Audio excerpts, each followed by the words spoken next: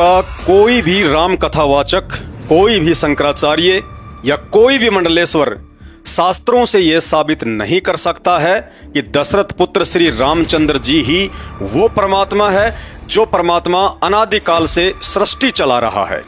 कोई भी राम कथावाचक चारों वेद और गीता जी से यह साबित नहीं कर सकता है कि दशरथ पुत्र श्री रामचंद्र जी की पूजा पाठ करनी चाहिए। मैं दावे के साथ चैलेंज करता हूं और 1,00,000 रुपए नगद इनाम की घोषणा भी करता हूं, यदि अपने आप को सनातनी संत महात्मा कहने वाला कोई भी व्यक्ति ये साबित कर दे कि चारों वेद और गीता जी में दशरथ पुत्र श्री रामचंद्र का नाम तक भी लिखा हुआ हो, या राम राम, जय श्री राम, जय सिया राम, सीताराम, दशरथ पुत्र श्री रामचंद्र जी के जपने का मंत्र हो। वीडियो को अंत तक देखने की प्रार्थना अवश्य करूंगा और यह भी कहूंगा कि यह वीडियो उतना लंबा नहीं है जितना लंबा दुख आने वाले युग परिवर्तन के समय में इस वीडियो को ना देखकर आधे अधूरे भगवानों की भक्ति करते रहने के चलते आप जी भोगने वाले हैं। मैं आपके अंदर एक चेतना जागृत करना चाहता हूं कि जिस तरह गणित की पुस्तकों को पढ़े बिना आप एक गणितज्ञ नहीं बन सकते, MBBS की पुस्तकें पढ़े बिना आप एक डॉक्टर नहीं बन सकते, और साइंस की पुस्तकें पढ़े बिना आप एक वैज्ञानिक नहीं बन सकते, ठीक इसी तरह चाहे आप हिंदू हैं या मुसलमान, अपने धर्म की पुस्तकों को पढ़े और समझे बिना ना ही तो आप भगवान की पहचान कर सकते हैं और ना ही एक सच्चे भगत बन सकते हैं। और 2028 तक युग परिवर्तन के समय आने वाले भयंकर विनाशकारी समय में दुनिया को सिर्फ भक्ति ही बचा सकती है और कोई सहारा नहीं है।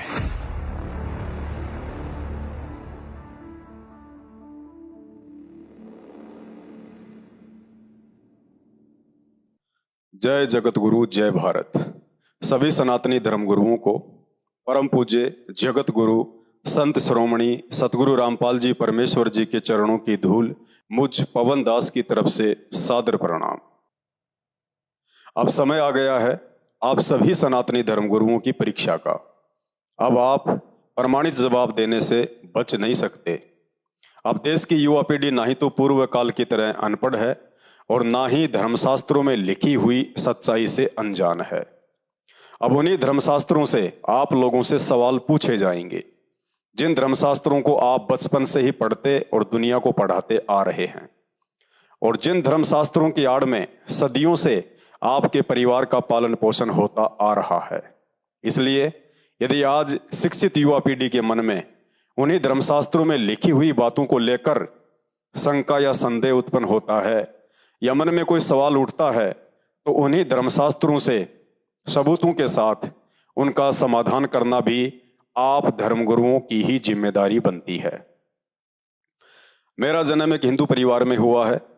बचपन से ही रामायण और महाभारत सुनता आ रहा हूं, लेकिन जब अपनी आंखों से रामायण को पढ़ा तो पता चला कि दशरथ पुत्र श्री रामचंद्र जी के भगवान होने के विषय में जो बातें हमें बचपन में धर्मगुरुओं या कथावाचकों से सुनने को मिलती थी और टीवी सीरियल में हम देखा करते थे, यथार्थ में वे सब बातें धर्मशास्त्रों में लिखी हुई बातों से बिल्कुल भी मेल नहीं खाती हैं।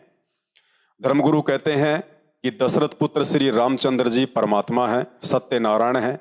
इन्होंने ही सारे ब्रह्मांडों की रचना की है और संचालन भी कर रहे हैं। इनकी मर्जी के बिना ना ही तो दुनिया चलती है और ना ही पत्ता हिलता है। श्री रामचंद्र चाहे तो कोढ़ी को काया, निर्धन को माया, बांझ को पुत्र और मृत्यु को जीवन में बदल सकते हैं। ये जब चाहें सृष्टि में प्रलय कर सकते हैं और चाहे तो पुनः उत्पत्ति भी कर सकते हैं। इनसे बढ़कर और कोई भी सर्वशक्तिमान परमात्मा सृष्टि में दूसरा नहीं है। मात्र अपने धार्मिक धंधे के लिए या फिर अपनी अज्ञानतावश हमारे धर्मगुरुओं द्वारा दशरथ पुत्र श्री रामचंद्र जी के लिए बढ़ा चढ़ाकर बोली गई इन तमाम जुबानी बातों में कितनी सच्चाई है, ये तो हमारे धर्मग्रंथ ही बता सकते हैं।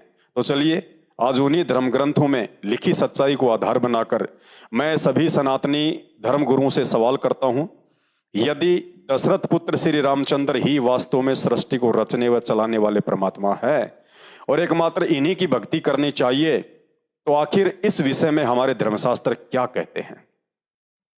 भाई और बहनों, भक्ति का आधार होता है भगवान, अर्थात भक्ति तो उस समय शुरू की जाती है जब यह विश्वास हो जाए कि जिसकी मैं भक्ति शुरू करने जा रहा हूं वास्तव में वो भगवान है भी या नहीं, उस महापुरुष में भगवान वाला कोई लक्षण है भी या नहीं, वो महापुरुष मेरे जीवन में आने वाले संकटों का समाधान करने में सक्षम है भी या नहीं, वो महापुरुष मेरे मन की बात जानने वाला अर्थात अंतर्यामी भगवान है भी या नहीं। समय आने पर वो महापुरुष अपनी भक्ति की शक्ति को साबित करने में समर्थ है भी या नहीं, उसकी भक्ति में वो शक्ति है भी या नहीं जिससे मेरा मोक्ष संभव हो, उसका जीवन चरित्र मेरे से उत्तम है या नहीं जिस पर किसी को उंगली उठाने का मौका भी ना मिले। क्योंकि पवित्र गीता जी के अनुसार यह दुर्लभ मनुष्य योनि मात्र एक पूर्ण परमात्मा की पहचान करके केवल उसी की भक्ति करके मोक्ष प्राप्ति के लिए मिलती है। इसलिए दृढ़ होकर भक्ति पर लगने से पहले यह पहचान अति आवश्यक है कि मेरा इष्ट जिसकी भक्ति में शुरू करने जा रहा हूं, क्या वास्तव में वो एक पूर्ण परमात्मा है जिससे ऊपर सृष्टि में अन्य कोई भी देव महादेव नहीं है, सब उसी के अधीन होकर उसके नौकर बनकर सेवा करते हैं, या कोई उससे ऊपर भी परमात्मा है। तो चलिए ये सब जानने के लिए सबसे पहले हमें भगवान की परिभाषा से परिचित होना पड़ेगा कि भगवान किसे कहते हैं, और साथ ही यदि दशरथ पुत्र श्री रामचंद्र जी ही भगवान हैं तो भगवान के लक्षण श्री रामचंद्र जी की जीवन लीला से मेल करके देखते हैं कि वे कहां तक के भगवान हैं। पॉइंट नंबर 1, शास्त्र प्रमाण देते हैं कि दशरथ पुत्र श्री रामचंद्र जी विष्णु जी के अवतार थे, जबकि श्री मददेवी भागवत पुराण गीता प्रेस गोरखपुर से प्रकाशित कोड नंबर 1133 पहला स्कंद पेज नंबर 27 में श्री विष्णु जी खुद स्वीकार करते हैं कि मैं विष्णु पूर्ण परमात्मा नहीं हूं, मेरा तो जन्म हुआ है और मैं मरता भी हूं, तथा मैं विष्णु दुर्गा देवी से ऊपर किसी को नहीं जानता, उसी की पूजा करता हूं और उसी के अधीन होकर सृष्टि का पालन पोषण करने की जिम्मेदारी से बंधा हुआ हूं। अर्थात शास्त्रों से प्रमाणित हुआ कि श्री विष्णु जी भी पूर्ण परमात्मा अर्थात सृष्टि रचने और चलाने वाले एकमात्र सर्वशक्तिमान राम नहीं हैं, क्योंकि राम किसी के अधीन होकर कार्य नहीं करता और ना ही राम कभी जन्म व मृत्यु से बंधा हुआ होता है, जबकि दशरथ पुत्र श्री रामचंद्र जी तो मात्र श्री विष्णु जी की कुछ अंश शक्ति लेकर त्रेता युग में राजा दशरथ की पत्नी कौशल्या के गर्भ से जन्मे थे। राम शब्द तो मात्र उनके शरीर का नाम था, अर्थात उनकी पहचान थी, जैसे आप और हमारे शरीर के नाम होते हैं। इससे यह साबित हो जाता है कि श्री रामचंद्र जी वह समर्थ भगवान या राम नहीं है जिस राम की शक्ति से अनादिकाल से यह सृष्टि चलायमान है, जो राम जन्म मरण के चक्कर से हमेशा मुक्त होता है, जिस राम को संसार की कोई भी माता अपने गर्भ में रखने में समर्थ नहीं है। अतः यह सिद्ध होता है कि दशरथ पुत्र श्री रामचंद्र जी एक राजा के पुत्र हो सकते हैं, एक महापुरुष हो सकते हैं, श्री विष्णु जी के अवतार हो सकते हैं, परंतु वो राम अर्थात समर्थ भगवान कदापि नहीं हो सकते जिस राम की शक्ति से ये पूरी सृष्टि अनादिकाल से चल रही है। पॉइंट नंबर 2, श्री विष्णु जी का ही पूर्ण परमात्मा अर्थात राम ना होने का दूसरा प्रमाण यह है कि राम तो सृष्टि में विद्यमान सभी आत्माओं का अर्थात प्राणियों का उत्पत्ति करता होता है, जन्मदाता होता है, इसलिए भगवान के ऊपर किसी भी प्राणी का श्राप या दंड असर नहीं करता है। लेकिन शास्त्र प्रमाण देते हैं कि श्री विष्णु जी को उन्हीं के भगत नारद जी ने उन्हें हरि के रूप की जगह बंदर का चेहरा लगा देने पर क्रोध में आकर श्राप देकर 11,000 वर्ष तक श्री रामचंद्र रूप में दुख भोगने के लिए विवश कर दिया। अर्थात अपने ही भगत का श्राप जिसे भोगना पड़ जाए वो किसी भी सूरत में राम अर्थात सर्वशक्तिमान परमात्मा नहीं हो सकता, क्योंकि हमारे चारों वेद उस पूर्ण परमात्मा अर्थात राम की महिमा से युक्त हैं, जिसमें यजुर्वेद अध्याय नंबर 1 का मंत्र नंबर 15 और अध्याय नंबर 5 का मंत्र नंबर 1 बार बार यह गवाही दे रहा है कि परमात्मा घोर से घोर पापों का नाश कर देता है, परमात्मा जीव को किसी भी बंधन या श्राप से मुक्त कर देता है। अब यदि आप धर्मगुरुओं के अनुसार दशरथ पुत्र श्री रामचंद्र जी ही वह परमात्मा है जिसकी महिमा वेदों में लिखी हुई है, जो इंसान को सभी पाप कर्मों के बंधनों से मुक्त कर देता है, तो दशरथ पुत्र श्री रामचंद्र जी स्वयं नारद जी के श्राप से अपने आप को मुक्त क्यों नहीं कर पाए। अतः यह सिद्ध होता है कि दशरथ पुत्र श्री रामचंद्र जी एक राजा के पुत्र हो सकते हैं, एक महापुरुष हो सकते हैं, श्री विष्णु जी के अवतार हो सकते हैं, परंतु परम पुरुष अर्थात पूर्ण ब्रह्म परमात्मा कदापि नहीं हो सकते, जिनके ऊपर किसी का भी श्राप या दंड काम नहीं करता है। पॉइंट नंबर 3, भगवान अर्थात राम की परिभाषा में लिखा है कि वह स्वयंभू होता है, अर्थात किसी मां के गर्भ से जन्म लेकर उत्पन्न नहीं होता। वह सबको जन्म देने वाला अनादि पुरुष है, जबकि शास्त्र प्रमाण देते हैं कि श्री रामचंद्र जी ने राजा दशरथ की पटरानी कौशल्या के गर्भ से जन्म लिया था। इसलिए श्री विष्णु जी के अवतार श्री रामचंद्र जी वो राम अर्थात समर्थ परमात्मा कदापि नहीं हो सकता, जो भगवान किसी मां के गर्भ से जन्म ना लेकर जब चाहे, जहां चाहे, जिस रूप में चाहे, कहीं भी प्रकट होकर अपनी लीला करता है। अतः इससे भी सिद्ध होता है कि दशरथ पुत्र श्री रामचंद्र जी एक राजा के पुत्र हो सकते हैं, एक महापुरुष हो सकते हैं, श्री विष्णु जी के अवतार हो सकते हैं, परंतु वो स्वयंभू परमात्मा कदापि नहीं हो सकते, जो परमात्मा जन्म मरण से सर्वथा दूर होता है।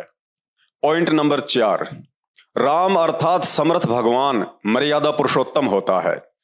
दशरथ पुत्र श्री रामचंद्र जी ने पिता की आज्ञा अनुसार वनवास में जाना अवश्य स्वीकार किया था, परंतु अपनी मर्जी से नहीं, बल्कि नारद जी के द्वारा दिए गए श्राप के दबाव में आकर 14 वर्ष का वनवास स्वीकार करना उनकी मजबूरी बन गई थी।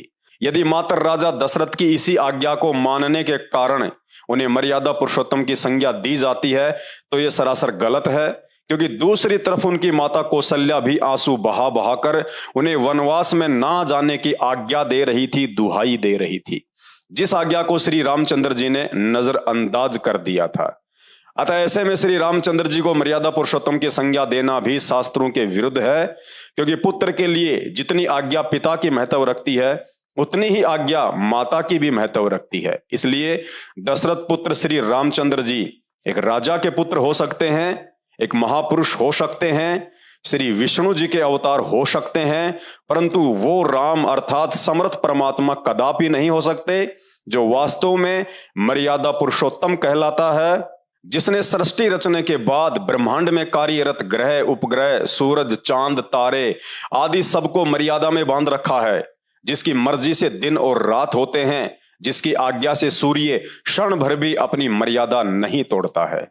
पॉइंट नंबर 5, राम अर्थात भगवान अपने एक वचन से सृष्टि को मिटा भी सकता है और पुनः बना भी सकता है, क्योंकि राम के पास शब्द शक्ति होती है और उसकी उसी शब्द शक्ति से सारे ब्रह्मांड, सूर्य, चंद्र आदि अपना कार्य कर रहे हैं। भगवान को हथियारों की जरूरत नहीं पड़ती है। हथियार या तो स्वयं की रक्षा के लिए प्रयोग किया जाता है या दूसरों की सुरक्षा के लिए प्रयोग किया जाता है। इन दोनों ही स्थितियों में हथियार रखने वाला राम नहीं हो सकता, क्योंकि राम स्वयं अमर है, उसे दुनिया का कोई भी हथियार मार नहीं सकता, और राम ने यदि किसी को मारना हो तो उसका एक वचन ही पर्याप्त होता है, उसे हथियार से मारने की जरूरत नहीं पड़ती है। इसलिए दशरथ पुत्र श्री रामचंद्र जी के द्वारा हथियार रूप में धनुष रखना भी ये साबित करता है कि उनके पास वचन शक्ति नहीं थी। अतः दशरथ पुत्र श्री रामचंद्र जी वह समर्थ राम नहीं हो सकता, जो राम भय मुक्त होता है, जो राम सृष्टि संचालन के सभी कार्य अपनी वचन शक्ति से करता है, ना कि हथियारों की शक्ति से। इसलिए दशरथ पुत्र श्री रामचंद्र जी एक राजा के पुत्र हो सकते हैं, एक महापुरुष हो सकते हैं, श्री विष्णु जी के अवतार हो सकते हैं, परंतु अनादिकाल से सृष्टि चलाने वाले आदि राम अर्थात सर्वशक्तिमान परमात्मा कदापि नहीं हो सकते। पॉइंट नंबर 6, राम अर्थात समर्थ भगवान उसे कहते हैं जो राजाओं को राज्य भीख में देता है, जिसे राज्य करने की कोई लालसा नहीं होती है, परंतु जिसे एक सामान्य नागरिक की भांति राज्य करने की लालसा या राज्य हाथ से निकल जाने का दुख हो, वह भला राम कैसे हो सकता है। श्रीमद् देवी भागवत पुराण, गीता प्रेस, गोरखपुर से प्रकाशित, कोड नंबर 1133, तीसरा स्कंद, पेज नंबर 218। इसमें प्रमाण है कि श्री रामचंद्र जी को इस बात का बेहद दुख था कि राज्य उनके हाथ से चला गया। मन में राज्य की लालसा रखने वाले पुरुष को लालची कहा जाता है तथा लालच एक विकार है जो सामान्य प्राणियों में हो सकता है, लेकिन उस राम अर्थात समर्थ भगवान में नहीं, जो सृष्टि में राजाओं को राज्य और देवताओं को देव पद भी भीख में बांटता है। अतः शास्त्र ही प्रमाण दे रहे हैं कि दशरथ पुत्र श्री रामचंद्र जी एक राजा के पुत्र हो सकते हैं, एक महापुरुष हो सकते हैं, श्री विष्णु जी के अवतार हो सकते हैं, परंतु उन्हें उस समर्थ भगवान की संज्ञा नहीं दी जा सकती है जो सर्व सृष्टि के रचनहार हैं, जो एकमात्र सर्वशक्तिमान परमात्मा है, जिनकी शक्ति से यह सृष्टि अनादिकाल से चल रही है। पॉइंट नंबर 7, राम अर्थात भगवान उसे कहते हैं जिसके समान सृष्टि में कोई दूसरी शक्ति ना हो। अपने द्वारा रची गई सृष्टि में वह स्वयं ही प्रधान होता है, बाकी सब उसके अधीन होते हैं। किसी भी स्थिति में उसे समय या काल के चक्कर में बांधा नहीं जा सकता। जिसके अधीन होकर अन्य सभी शक्तियां जैसे काल, महाकाल, देवी देवता, गंधर्व, यक्ष, किन्नर, साधु, संत, महात्मा, ऋषिगण आदि कार्य करते हैं।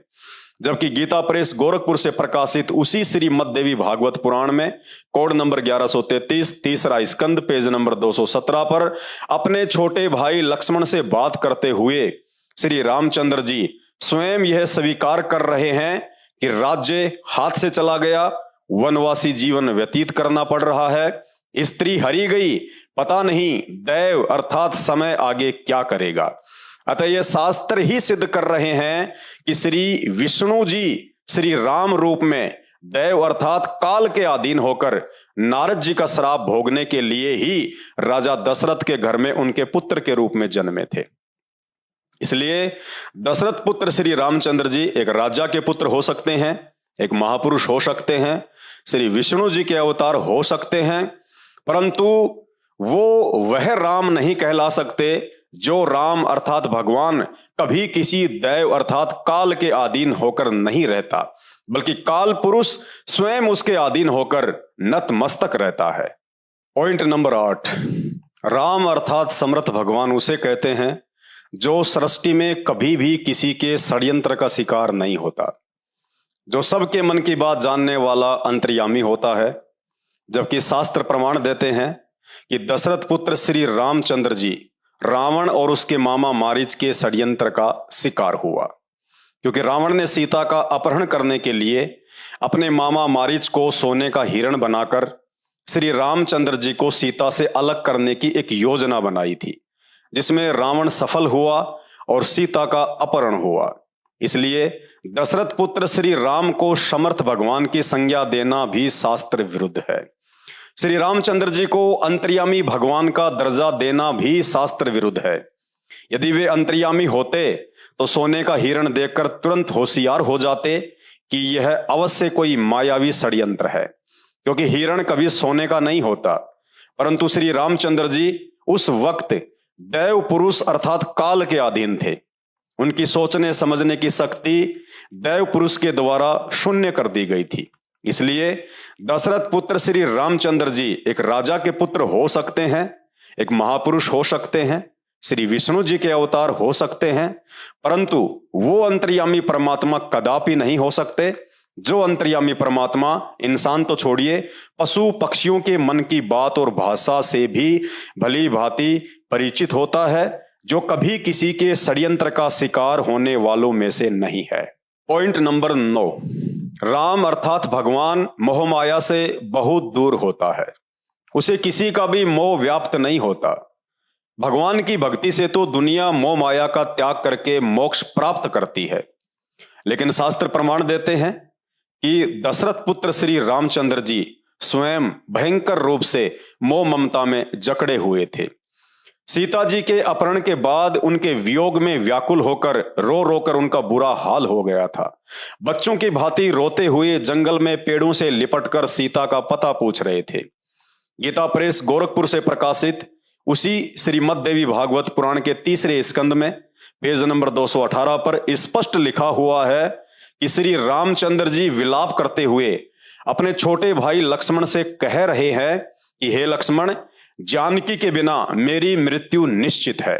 जबकि लक्ष्मण उन्हें समझाते हुए कह रहे हैं कि भैया धैर्य धारण करो। जो व्यक्ति आपत्ति और संपत्ति में धैर्य धारण करके एक समान रहते हैं वे ही बुद्धिमान होते हैं। अब आप समझ गए होंगे कि श्री रामचंद्र जी लक्ष्मण जी के इस कथन अनुसार बुद्धिमान पुरुष थे या नहीं। श्री रामचंद्र जी की पत्नी का तो मात्र अपहरण ही हुआ था, जिसे वापस भी लाया जा सकता था। जबकि अपनी पत्नी के मर जाने पर आज समाज में एक सामान्य व्यक्ति भी धैर्य धारण कर लेता है और परिवार के अन्य व्यक्तियों को भी ये कहकर हिम्मत देता है कि परमात्मा की मर्जी के आगे किसकी चलती है। जबकि श्री रामचंद्र जी का पत्नी वियोग में बच्चों की तरह विलाप करना उन्हें कदापि परमात्मा सिद्ध नहीं करता। इसलिए दशरथ पुत्र श्री रामचंद्र जी एक राजा के पुत्र हो सकते हैं, एक महापुरुष हो सकते हैं, श्री विष्णु जी के अवतार हो सकते हैं, लेकिन उन्हें परमात्मा की संज्ञा देना किसी भी तरह से सिद्ध नहीं होता है, ना ही शास्त्रों से और ना ही उनकी जीवन लीला से। पॉइंट नंबर 10, राम अर्थात भगवान के पास तो दिव्य दृष्टि होती है। वे समय से पहले और समय के आगे भी देख सकते हैं, क्योंकि भगवान को अकाल मूर्त भी कहा जाता है, अर्थात जो काल यानी समय के अधीन ना हो। लेकिन श्री रामचंद्र जी अपनी दिव्य दृष्टि से इतना भी नहीं देख पाए कि सीता का अपहरण करके कौन ले गया है और किस दिशा में लेकर गया है। यदि वे परमात्मा होते और उनके पास दिव्य दृष्टि होती तो चारों दिशाओं में सीता की खोज करने के लिए हनुमान, सुग्रीव, अंगद सहित वानर सेना को भेजने की जरूरत नहीं पड़ती। वहीं से बैठे बैठे ध्यान लगाकर देख लेते कि सीता किस जगह पर है और उसे कौन ले गया है। अतः इस आधार से भी श्री रामचंद्र जी को भगवान कहना उचित नहीं है। इसलिए श्री रामचंद्र जी एक राजा के पुत्र हो सकते हैं, एक महापुरुष हो सकते हैं, श्री विष्णु जी के अवतार हो सकते हैं, परंतु दिव्य दृष्टि युक्त समर्थ भगवान अर्थात पूर्ण परमात्मा आदि राम कदापि नहीं हो सकते। पॉइंट नंबर 11, राम अर्थात समर्थ भगवान 5 विकार काम, क्रोध, लोभ, लालच और मोह से दूर होता है।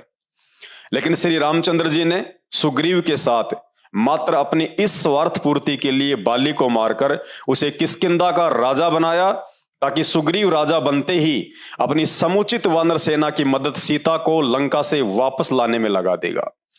अतः इस आधार से भी दशरथ पुत्र श्री रामचंद्र जी को समर्थ भगवान नहीं कहा जा सकता है, क्योंकि समर्थ भगवान तो सृष्टि में लोगों की हर प्रकार से मदद करता है, मदद मांगता नहीं है। और जिसे मदद की जरूरत पड़ जाए उसे भगवान कहना सरासर शास्त्रों के विरुद्ध है। इसलिए श्री रामचंद्र जी एक राजा के पुत्र हो सकते हैं, एक महापुरुष हो सकते हैं, श्री विष्णु जी के अवतार हो सकते हैं, परंतु अखिल ब्रह्मांडों के रचने वाले समर्थ राम नहीं हो सकते। पॉइंट नंबर 12, राम अर्थात समर्थ भगवान तो निडर, निर्भय और सर्वशक्तिमान होता है, परंतु श्री रामचंद्र जी ने इस डर से एक पेड़ की ओट लेकर कायर पुरुषों की भांति सुग्रीव के भाई बाली का तीर से वध किया, ताकि ब्रह्मा जी के वरदान अनुसार यदि बाली से आमने सामने होकर कोई व्यक्ति युद्ध करेगा तो सामने वाले की आदि शक्ति बाली के अंदर चली जाती थी और वह व्यक्ति बाली से पराजित हो जाता था। दशरथ पुत्र श्री रामचंद्र जी को यह बात सुग्रीव ने पहले ही बता दी थी, इसलिए श्री रामचंद्र जी ने आमने सामने युद्ध में पराजित होने के डर से छल का सहारा लिया। अतः इस आधार से भी श्री रामचंद्र जी को भगवान नहीं कहा जा सकता। यदि दशरथ पुत्र श्री रामचंद्र जी ही पूर्ण परमात्मा होते तो भला सृष्टि में ऐसा कौन योद्धा है जो उनकी शक्ति अपनी ओर खींच सके और भगवान को पराजित कर सके। इसलिए श्री रामचंद्र जी एक राजा के पुत्र हो सकते हैं, एक महापुरुष हो सकते हैं, श्री विष्णु जी के अवतार हो सकते हैं, परंतु उन्हें सर्वशक्तिमान भगवान कहकर उनकी झूठी महिमा करना उस वास्तविक पूर्ण परमात्मा की तौहीन है, जिसके समान बलवान पुरुष इस सृष्टि में अन्य कोई नहीं है। पॉइंट नंबर 13, राम अर्थात समर्थ भगवान वह होता है जो कुछ भी करने में समर्थ हो, जिसे किसी के आगे हाथ फैलाने की जरूरत ना पड़े। जबकि श्री रामचंद्र जी 3 दिन तक समुद्र के आगे हाथ जोड़कर रास्ता मांगने की याचना करते रहे और समुद्र ने उनकी एक ना सुनी। अर्थात यदि श्री रामचंद्र जी ही वह समर्थ भगवान थे जिस भगवान ने एक पल में 7 समुद्र बनाए हों, तो भला उस भगवान को अपने द्वारा बनाए गए उसी समुद्र के आगे 3 दिन तक हाथ जोड़कर खड़े होने की क्या जरूरत थी। प्रमाण मिलता है कि लंका का राजा रावण सिद्धि शक्ति से अपनी लाखों करोड़ों की राक्षस सेना को आकाश में उड़ाकर देवताओं के राजा इंद्र पर हमला कर देता है और 33 करोड़ देवी देवताओं को बंधक बनाकर अपनी कैद में डाल देता है। तो भाइयों और बहनों, विचार करो, क्या हमारे श्री रामचंद्र जी उस रावण से भी कमजोर थे जो वानर सेना सहित लंका जाने के लिए समुद्र पर पुल बनाने का इंतजाम कर रहे थे? आप स्वयं विचार कीजिए कि शक्तिमान कौन था, रावण या श्री राम। इसलिए श्री रामचंद्र जी एक राजा के पुत्र हो सकते हैं, एक महापुरुष हो सकते हैं, श्री विष्णु जी के अवतार हो सकते हैं, परंतु उन्हें किसी भी सूरत में पूर्ण परमात्मा की संज्ञा देना शास्त्रों के विरुद्ध है। पॉइंट नंबर 14, राम अर्थात समर्थ भगवान कभी भी क्रोध नहीं करता, क्योंकि क्रोध 5 विकारों में से एक विकार है। क्रोध हमेशा कमजोर व दुर्बल मनुष्य का लक्षण है। जब श्री रामचंद्र जी को समुद्र ने 3 दिन तक घुटने तक पानी में खड़े रहकर हाथ जोड़कर याचना करने के बाद भी रास्ता नहीं दिया, तो उन्होंने आग बबूला होकर समुद्र को सुखाने के लिए अपना अग्नि बाण तैयार कर लिया। क्रोध में श्री रामचंद्र जी ने तनिक भी विचार नहीं किया कि समुद्र का जल सूख गया तो उसमें निवास करने वाले अरबों खरबों जीव तड़प तड़प कर दम तोड़ देंगे। अर्थात श्री रामचंद्र जी क्रोध रूपी राक्षस के भी अधीन थे, जो कि भगवान का लक्षण नहीं होता है। इसलिए श्री रामचंद्र जी एक राजा के पुत्र हो सकते हैं, एक महापुरुष हो सकते हैं, श्री विष्णु जी के अवतार हो सकते हैं, परंतु वो समर्थ परमात्मा कहलाने योग्य नहीं हो सकते जो भगवान क्षमा और दया की मूर्ति होता है, क्रोध जिसके आसपास भी नहीं होता है, जिसकी कृपा दृष्टि से बिगड़े हुए कार्य भी बन जाते हैं।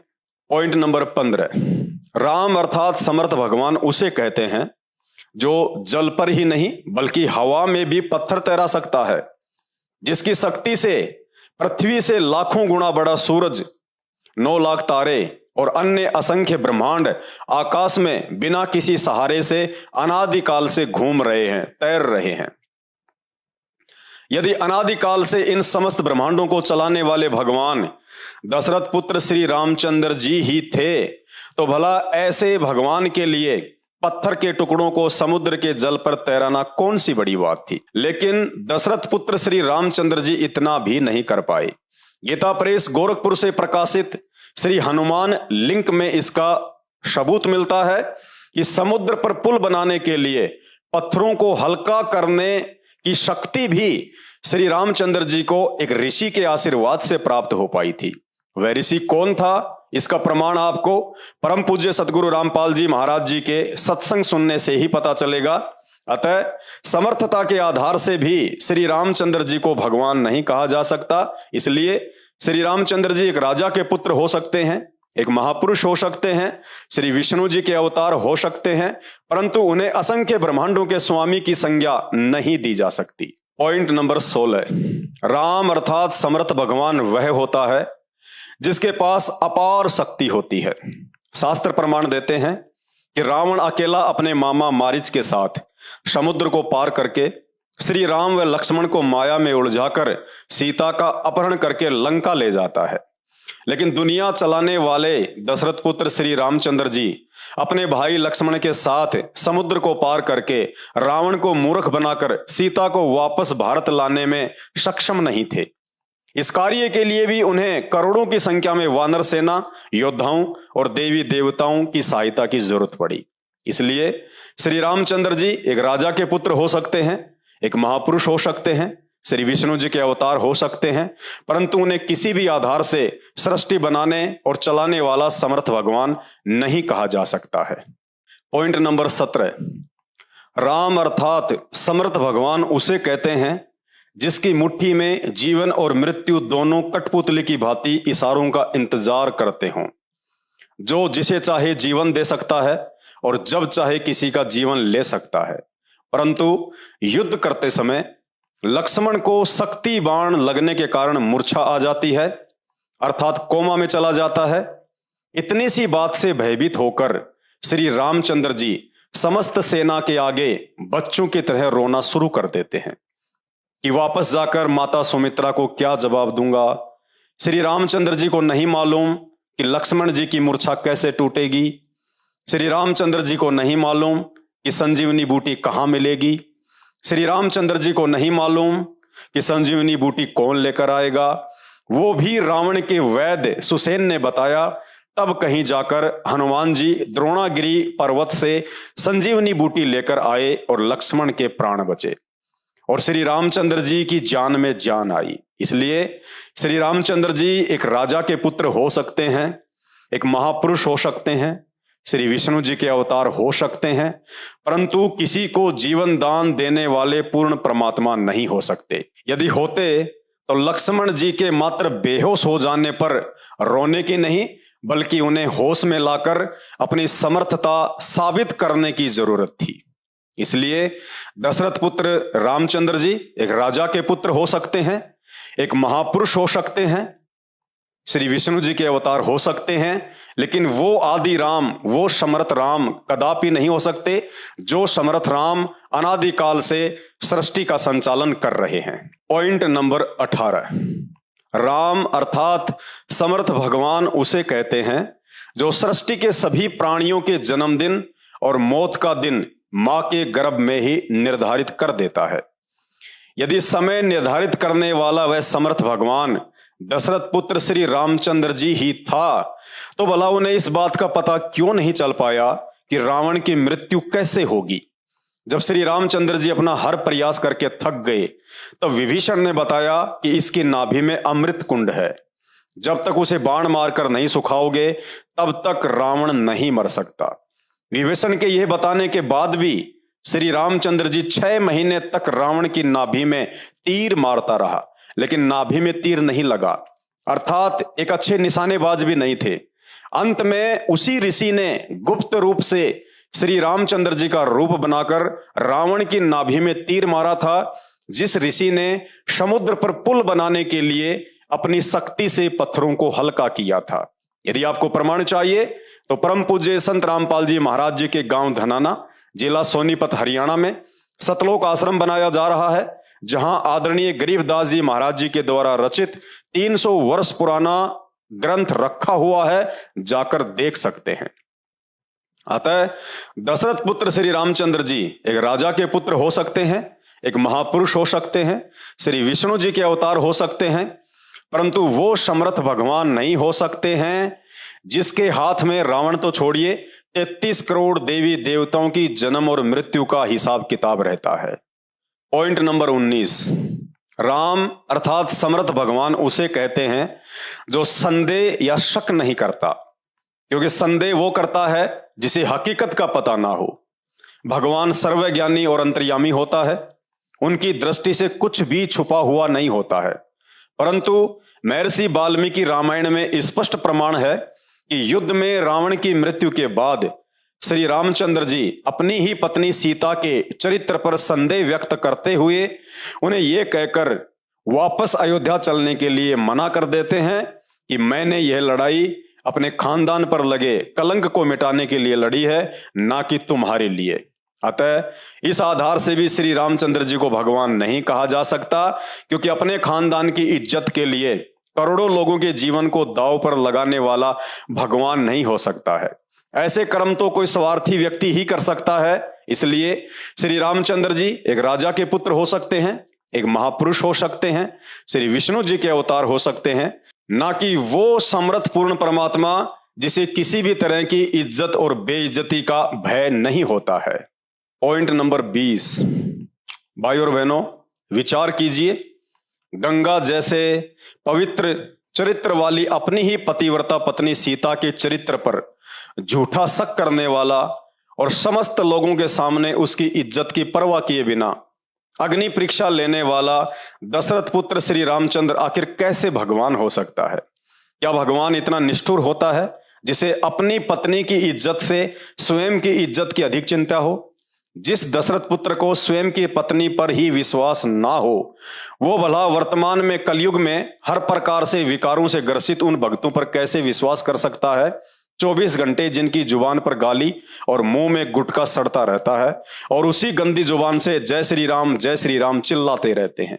इसलिए दशरथ पुत्र श्री रामचंद्र जी एक राजा के पुत्र हो सकते हैं, एक महापुरुष हो सकते हैं, श्री विष्णु जी के अवतार हो सकते हैं, परंतु उस समर्थ परमात्मा का कभी भी दर्जा प्राप्त नहीं कर सकते हैं जो समर्थ भगवान अपने चाहने वालों की इज्जत रखने के लिए स्वयं बेइज्जत हो सकता है।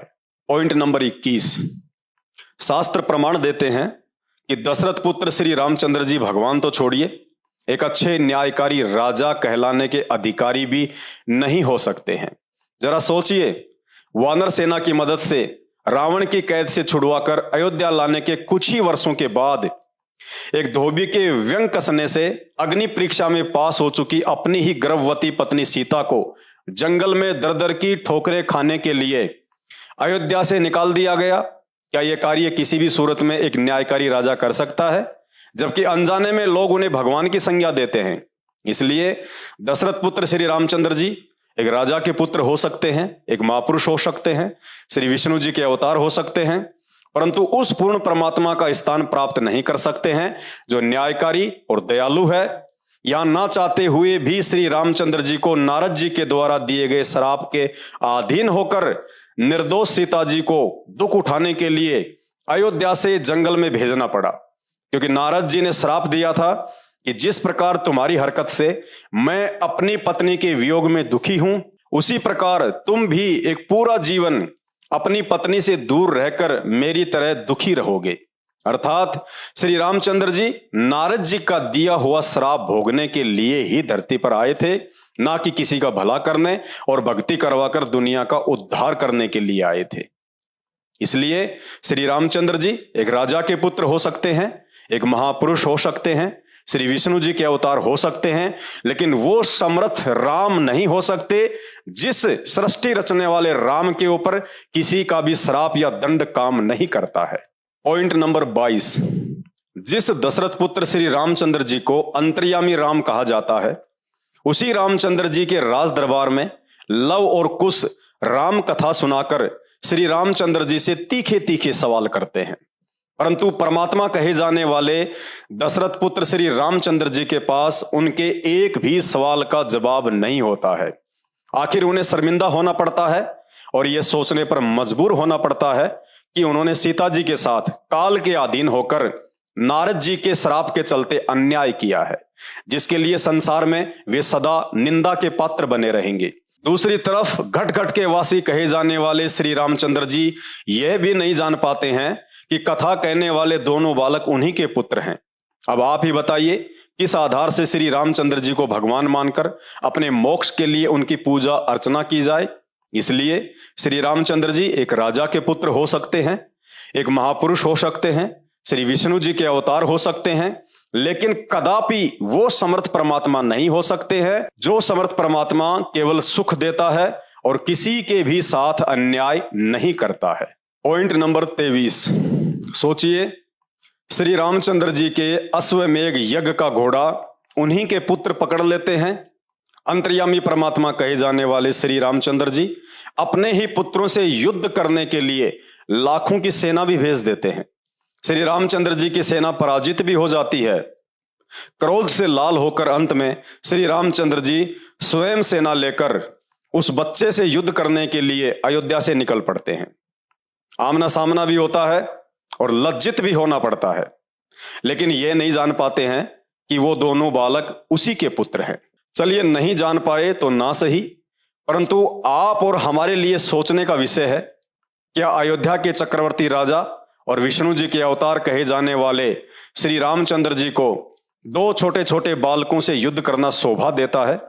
लेकिन इसमें बेचारे रामचंद्र जी का कोई दोष नहीं था, क्योंकि नारद जी के श्राप के अधीन होकर उन्हें यह सब करने के लिए काल पुरुष विवश कर रहा था। इसलिए श्री रामचंद्र जी एक राजा के पुत्र हो सकते हैं, एक महापुरुष हो सकते हैं, श्री विष्णु जी के अवतार हो सकते हैं, परंतु ब्रह्मांड के वो समर्थ भगवान नहीं हो सकते हैं जो भगवान कभी किसी काल पुरुष के अधीन होकर मतिहीन कार्य नहीं करता है। सोचिए, जिस दशरथ पुत्र श्री रामचंद्र जी को अज्ञानतावश आपने परमात्मा मान लिया है, उसी विष्णु अवतार श्री रामचंद्र जी के लिए लक्ष्मण जैसे वफादार भाई ने 14 वर्ष का वनवास भोगा, स्त्री सुख व राज्य सुख का परित्याग किया। अंत में उसी लक्ष्मण को स्वयं श्री रामचंद्र जी ने ही दुर्वासा ऋषि के कहने पर मृत्यु दंड की सजा सुनाई। और शास्त्र प्रमाण देते हैं, श्राप के वशीभूत होकर बेचारे लक्ष्मण ने सरयू नदी में आत्महत्या की, जिसे शास्त्रीय भाषा में जल समाधि कहते हैं, ताकि इस सत्य से पर्दा ना उठ सके। अब आप ही बताइए, श्री रामचंद्र जी किस आधार से भगवान हो सकते हैं? भगवान तो ऐसे स्वामी भक्त वफादार भाई के श्राप को पल में काट सकता है। भगवान उसी शक्ति को कहते हैं जो होनी को अनहोनी और अनहोनी को होनी में बदल दे। परंतु यहां भगवान कहे जाने वाले श्री रामचंद्र जी अपने भाई को श्राप मुक्त करने की बजाय उन्हें उल्टा मृत्यु दंड की सजा सुना रहे हैं। तो फिर कलयुग में हर तरह विकारों से युक्त नशेड़ी, शराबी, कबाबी, मांसाहारी, रिश्वतखोर, व्यभिचारी और भ्रष्टाचारी जैसे मलिन कार्यों में लिप्त और साथ में राम नाम की माला जपने वाले अंधों को श्री रामचंद्र जी कैसे माफ कर सकते हैं और कैसे उनकी भक्ति से वे उन्हें कर्मों से मुक्त कर सकते हैं? इसलिए श्री रामचंद्र जी एक राजा के पुत्र हो सकते हैं, एक महापुरुष हो सकते हैं, श्री विष्णु जी के अवतार हो सकते हैं, परंतु किसी भी सूरत में उन्हें भगवान की, परमात्मा की संज्ञा नहीं दी जा सकती है, जो परमात्मा भक्ति करने वाले भगत के घोर से घोर पाप कर्मों का सत्यानाश करके उसे सुखी जीवन प्रदान करता है। पॉइंट नंबर 25, दशरथ पुत्र श्री रामचंद्र जी को ना ही तो शास्त्रीय आधार से पूर्ण परमात्मा की संज्ञा दी जा सकती है और ना ही सामाजिक आधार से। श्री रामचंद्र जी के ही शासनकाल में एक शंबुक नाम का व्यक्ति, जिसे शूद्र कहा जाता है, स्वर्ग प्राप्ति के लिए कठोर तप कर रहा था। नारद जी के बहकाने से कि धर्मशास्त्रों में सतयुग, त्रेतायुग और द्वापर युग में शूद्रों को भक्ति करने का अधिकार नहीं है, जिस कारण आपके राज्य में एक ब्राह्मण पुत्र की अकाल मौत हो गई है। हे राजन, जब तक आप उस शूद्र पुत्र शंबुक को दंड नहीं देंगे तो आपके राज्य में इसी तरह अकाल मौतें होती रहेंगी। भाई और बहनों, श्री रामचंद्र जी ने शास्त्र ज्ञानहीन नारद की बातों में आकर शंबुक की गर्दन तलवार से काट डाली, जबकि उस समय तक ना ही तो पुराण लिखे गए थे और ना ही गीता जी, सिर्फ 4 वेद ही विद्यमान थे और उन चारों वेदों में कहीं भी इस तरह का घटिया प्रमाण आपको देखने को नहीं मिलेगा कि शूद्रों को कलयुग के अलावा अन्य किसी भी युग में भक्ति नहीं करनी चाहिए। बल्कि वेद तो इस बात की गवाही देते हैं कि मनुष्य शरीर सिर्फ और सिर्फ भक्ति करके मोक्ष प्राप्ति के लिए ही मिलता है। मानव जन्म पाए कर जो नहीं रटे हरि नाम, जैसे कुआं जल बिना फिर बनवाया क्या काम। अब आप ही बताइए, एक तरफ तो आप कहते हैं कि सभी को राम की भक्ति करनी चाहिए और उधर भक्ति करने वाले को स्वयं राम ही मौत के घाट उतार रहे हैं। भक्ति करने वाले शंबुक को अकारण ही मृत्यु दंड देने वाले श्री रामचंद्र जी को आप किस आधार से प्रमाण देकर परमात्मा साबित कर सकते हैं? इसलिए श्री रामचंद्र जी एक राजा के पुत्र हो सकते हैं, एक महापुरुष हो सकते हैं, श्री विष्णु जी के अवतार हो सकते हैं, परंतु उस दयालु भगवान का दर्जा कभी भी प्राप्त नहीं कर सकते हैं जो दयालु भगवान भक्ति करने वाले साधकों से प्रसन्न होता है, ना कि उन्हें मृत्यु दंड देता है। पॉइंट नंबर 26, भाई और बहनों, पैदा होने से लेकर मरने तक सिवाय लड़ाई झगड़े और मारपीट के यदि एक भी कोई धर्म या देश हित का कार्य दशरथ पुत्र श्री रामचंद्र जी ने किया हो तो कोई भी धर्मगुरु, राम कथावाचक या राम भगत शास्त्रों से प्रमाण करके दिखाए। रावण के साथ युद्ध किया तो अपने स्वार्थ के लिए किया, क्योंकि अपनी पत्नी को छुड़वाना था। ना ही राम रावण युद्ध कोई राष्ट्र हित में लड़ा गया युद्ध था कि रावण ने भारत की सीमाओं पर अपना अधिकार जमा लिया था और रामचंद्र जी ने भारत की सीमाओं को रावण के कब्जे से छुड़वाने के लिए युद्ध लड़ा हो। ना ही राम रावण युद्ध कोई धर्म युद्ध था कि रावण मांस खाने के लिए भारत से गायों की तस्करी करवाता था। श्री रामचंद्र जी ने कभी भी किसी मुर्दे को जीवन दान दिया हो तो बता दीजिए। शंभुक को मारने के बाद उस ब्राह्मण के पुत्र को इंद्र ने जीवित किया, ना कि श्री रामचंद्र जी ने। रही बात अहिल्या की, तो अहिल्या को पुनः स्त्री रूप धारण करने का वरदान उसी के पति गौतम ऋषि ने दिया था। श्री रामचंद्र जी ने गौतम ऋषि के वरदान के अधीन होकर केवल शिला पर अपनी खड़ाऊ झाड़ी थी। यदि श्री रामचंद्र जी में किसी को जीवन दान देने की शक्ति होती तो युद्ध में लक्ष्मण सिर्फ बेहोश हुआ था, मरा नहीं था। लेकिन श्री रामचंद्र जी उसे बेहोशी से भी बाहर नहीं निकाल पाए। वो काम भी रावण के वैद्य ने किया। तो सोचिए श्री रामचंद्र जी अहिल्या को कैसे जीवन दान दे सकते थे। उन्होंने अपने जीवन काल में किसी रोगी का शरीर स्वस्थ किया हो तो बता दीजिए। उन्होंने किसी बांझ स्त्री को पुत्र प्राप्ति का आशीर्वाद दिया हो तो प्रमाण दे दीजिए। बल्कि इसके विपरीत उन्होंने आजीवन सभी को दुख अवश्य दिया। श्री रामचंद्र जी को पुत्र रूप में प्राप्त करके आजीवन उनके पिता राजा दशरथ महादुखी रहे और वनवास के समय पुत्र के वियोग में महल की छत से गिरकर गर्दन टूटने के कारण उनकी दर्दनाक अकाल मौत हुई। श्री रामचंद्र जी को पुत्र रूप में प्राप्त करके आजीवन उनकी माता कौशल्या दुखी रही। श्री रामचंद्र जी को भाई के रूप में प्राप्त करके आजीवन उनके भाई दुखी रहे और लक्ष्मण जी को मृत्यु दंड भी प्राप्त हुआ। श्री रामचंद्र जी को पति रूप में प्राप्त करके आजीवन सीता ने दुखों का पहाड़ उठाया। श्री रामचंद्र जी को पिता रूप में प्राप्त करके लव व कुश ने कभी भी उनको हृदय से पिता स्वीकार नहीं किया और ना ही अयोध्या में निवास किया। स्वयं श्री रामचंद्र जी ने आजीवन सुख का सांस नहीं लिया। एक राजा होने के बावजूद जिसकी पत्नी और बच्चे जंगल में वनवासी का जीवन भोग रहे हों, ऐसा व्यक्ति राजा तो क्या देवता होकर भी सुखी नहीं रह सकता। राजा होने के बावजूद जिसे अपने ही निर्दोष भाई को मृत्यु दंड देना पड़े, वह व्यक्ति सौपन में भी सुखी नहीं हो सकता। चक्रवर्ती राजा होने के बावजूद जिसे अपने ही पुत्रों के सामने शर्मिंदा होना पड़ जाए, वह व्यक्ति कभी भी सुखी नहीं हो सकता। और अंत में अपने ही पुत्रों से शर्मिंदा होकर, हर प्रकार से दुखी होकर श्री रामचंद्र जी का मनोबल इतना टूट चुका था कि उन्होंने काल प्रेरणा से आत्महत्या करने का फैसला किया और सरयू नदी में छलांग लगाकर अपने जीवन को समाप्त किया, जिसे शास्त्रीय भाषा में जल समाधि कहा जाता है। भाइयों और बहनों, सोचिए किस आधार से उन्हें परमात्मा की संज्ञा देकर उनकी भक्ति से मोक्ष की उम्मीद कर सकते हैं। जिसका स्वयं का मोक्ष नहीं हुआ, उनकी भक्ति से आपका मोक्ष कैसे संभव है। जिन्होंने स्वयं आजीवन सुख का सांस नहीं लिया, उनकी भक्ति से आप कैसे सुखी रह सकते हैं।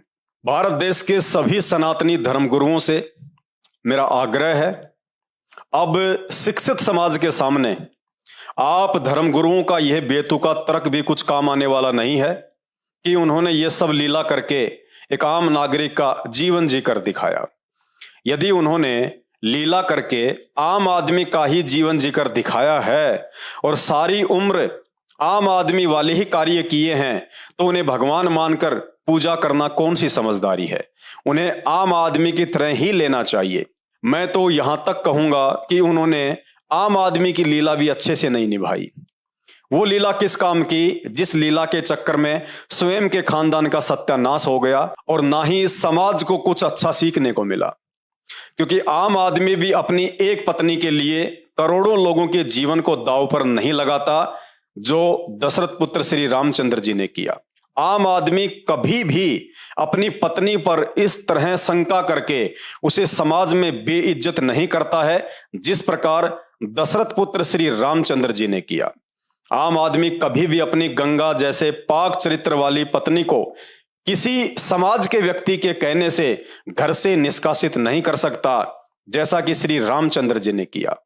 आम आदमी कभी भी अपने बच्चों के साथ युद्ध नहीं करता, जैसा कि श्री रामचंद्र जी ने किया। इसलिए श्री रामचंद्र जी एक राजा के पुत्र हो सकते हैं, एक महापुरुष हो सकते हैं, श्री विष्णु जी के अवतार हो सकते हैं, परंतु उन्हें परमात्मा की संज्ञा देना परमात्मा की तौहीन करने के समान है। भाई और बहनों, अब एक छोटा सा संदेश है, आप सभी भगत भाई बहन ध्यान से सुनिए और मेरे द्वारा ये जो वीडियो बनाया गया है इस मकसद को समझिए और अपने इस मानव जीवन को सफल बनाइए। आने वाला समय 2028 युग परिवर्तन का समय है, भयंकर महाविनाश का समय है और उस महाविनाश के समय में केवल और केवल भक्ति बचा सकती है। और भक्ति के लिए यह आवश्यक है कि सबसे पहले आप भगवान की पहचान करें, परमात्मा की पहचान करें, भक्ति तो उसके बाद शुरू होगी। भाई और बहनों, 2 घंटे से मुझे थूक बिलोने का कोई शौक नहीं है। आप भी अपने कीमती समय में से थोड़ा बहुत समय निकाल के ये वीडियो देख रहे हैं, तो ये वीडियो देखने का फायदा उसी समय है जब आप संत रामपाल जी के सत्संग सुनना शुरू करें। क्योंकि आज इस पूरी धरती पर केवल एक ही परम संत है, बाकी कोई संत इस धरती पे नहीं है। और जितने भी संत हैं ये धर्मगुरु हैं, इनको अपने स्वयं के धर्म के विषय में पूरी जानकारी नहीं है, इनको स्वयं के धर्म ग्रंथों के विषय में पूरी जानकारी नहीं है। हिंदू धर्म गुरुओं को गीता जी और वेदों के विषय में पूरी और सच्ची जानकारी नहीं है। मुल्ला और मौलवियों को मुसलमान धर्म के विषय में, कुरान शरीफ के विषय में, तौरेत जबूर और इंजिल के विषय में पूरी जानकारी नहीं है। जितने भी पादरी और पास्टर हैं, इनको बाइबल के विषय में पूरी जानकारी नहीं है। सिखों को गुरु ग्रंथ साहिब के विषय में जानकारी नहीं है, ना ही बौद्ध और जैन समाज को अपने अपने धर्म ग्रंथों की जानकारी है। ये सारी जानकारी संत रामपाल जी ने सभी धर्म के मानने वालों को दी है। आपने उनके सत्संग सुनने पड़ेंगे और सत्संग सुन के आप विचार कीजिए कि आपको मानव जन्म क्यों मिला है।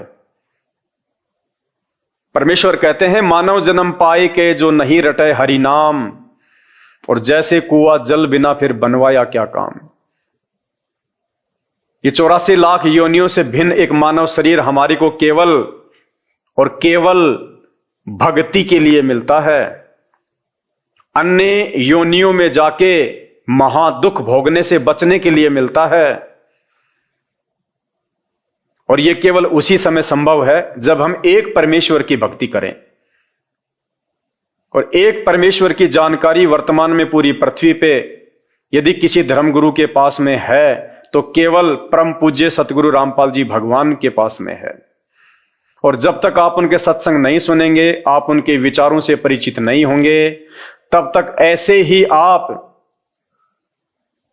अपना ये अनमोल मानव जन्म बर्बाद करते रहेंगे। और आज मानव जन्म में आप कितने सुखी हैं बिना भक्ति और भगवान के। और कल को जब ये शरीर छूटेगा, हम 84 लाख योनियों में जाएंगे, उस समय हमारे साथ में क्या बीतेगी। आज आप एक गधे का जीवन देख लीजिएगा, आज आप एक बैल का जीवन देख लीजिएगा, कितना महादुख भोगता है। सारा दिन खेत में चलता है, गाड़ी में उसको किसान जोतता है। एक गधा सारे दिन ईंट के भट्ठे के ऊपर कितनी मेहनत करता है, सारा दिन ईंटें ढोते रहता है। अन्य पक्षी देख लीजिए, पशु देख लीजिए, एक कुत्ता देख लीजिए, सर में कीड़े पड़ जाएं, पूरे शरीर पे उसके खुजली हो जाए, एक्सीडेंट में उसका पैर कट जाए, कितने दुख भोगते हैं। आप और हमारे ऊपर तो छोटी मोटी कोई भी आपत्ति आती है, हम तो तुरंत अपने किसी रिश्तेदार को बता दें, कहीं से सहायता प्राप्त कर लें, मेडिकल प्राप्त कर लें, हॉस्पिटल में चले जाएं। भूख लग रही है तो खाना खा लें, कहीं भी 56 प्रकार के भोजन बना के खा लें।